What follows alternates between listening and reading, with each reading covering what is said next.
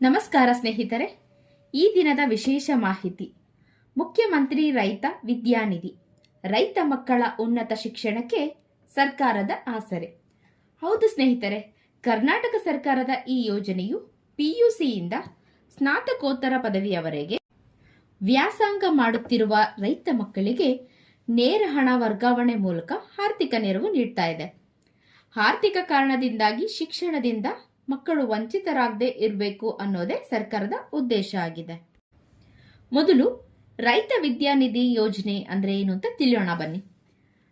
ನಮ್ಮ ಹಳ್ಳಿಗಳಲ್ಲಿ ಎಷ್ಟೋ ಪ್ರತಿಭಾವಂತ ವಿದ್ಯಾರ್ಥಿಗಳು ಹಣದ ಕೊರತೆಯಿಂದಾಗಿ SSLC ಅಥವಾ PUC ಮುಗಿದ ತಕ್ಷಣನೇ ಓದನ್ನ ನಿಲ್ಲಿಸ್ಬಿಡ್ತಾರೆ.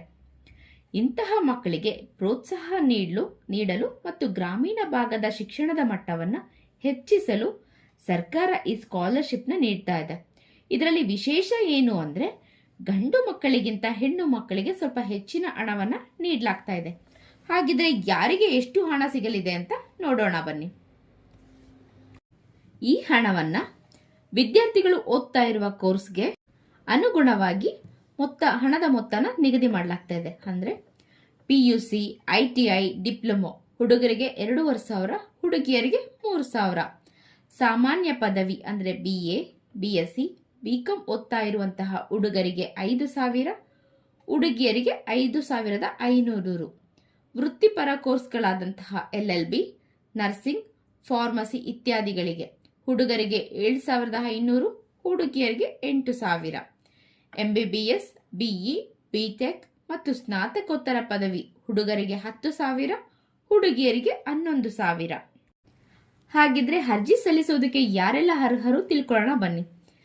ಮೊದಲನೇದಾಗಿ ವಿದ್ಯಾರ್ಥಿಯ ಪೋಷಕರು ಕಡ್ಡಾಯವಾಗಿ ರೈತರಾಗಿರಬೇಕು. ಅಂದ್ರೆ ಅವರ ಹೆಸರಿನಲ್ಲಿ ಕೃಷಿ ಭೂಮಿ ಇರಬೇಕು.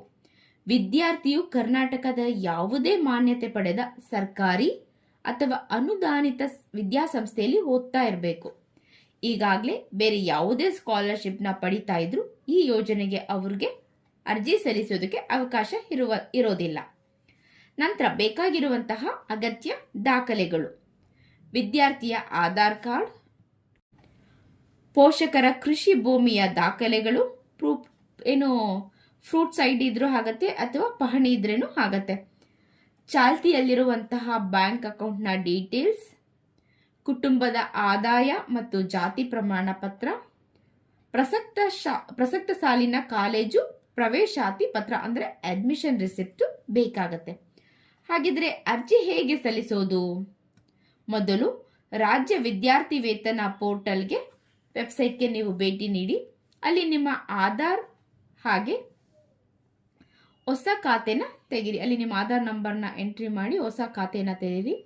ಹಾಗೆ ನಿಮ್ಮ ಶೈಕ್ಷಣಿಕ ವಿವರ ಮತ್ತು ಪೋಷಕರ ಕೃಷಿ ಜಮೀನಿನ ವಿವರವನ್ನ ನಮೂದಿಸಿ ನಂತರ ಅಗತ್ಯವಿರುವಂತಹ ದಾಖಲೆಗಳನ್ನು ಅಪ್ಲೋಡ್ ಮಾಡುವುದರ ಮೂಲಕ ನಿಮ್ಮ ಅರ್ಜಿಯನ್ನ ಸಬ್ಮಿಟ್ ಮಾಡಿ.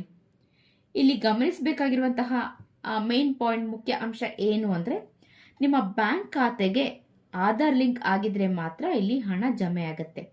ಯಾವುದೇ ತಪ್ಪು ಮಾಹಿತಿ ನೀಡಿದ್ರೆ ಅರ್ಜಿ ತಿರಸ್ಕೃತ ಆಗುವಂತಹ ಸಾಧ್ಯತೆ ಹೆಚ್ಚಾಗಿರುತ್ತೆ. ಹಾಗೆ ಇದು ಸಂಪೂರ್ಣ ಉಚಿತ ಪ್ರಕ್ರಿಯೆ ಆಗಿದ್ದು ಇಲ್ಲಿ ನೀವು ಯಾವುದೇ ರೀತಿಯ ಅರ್ಜಿ ಸಲ್ಲಿಸಲು ಹಣ ನೀಡುವ ಅಗತ್ಯ ಇರೋದಿಲ್ಲ. ಸ್ನೇಹಿತರೆ, ಇವತ್ತಿನ ಮಾಹಿತಿ ನಿಮ್ಮೆಲ್ಲರಿಗೂ ಉಪಯೋಗವಾಗಿದೆ ಅಂತ ಭಾವಿಸ್ತೀನಿ. ಧನ್ಯವಾದಗಳು.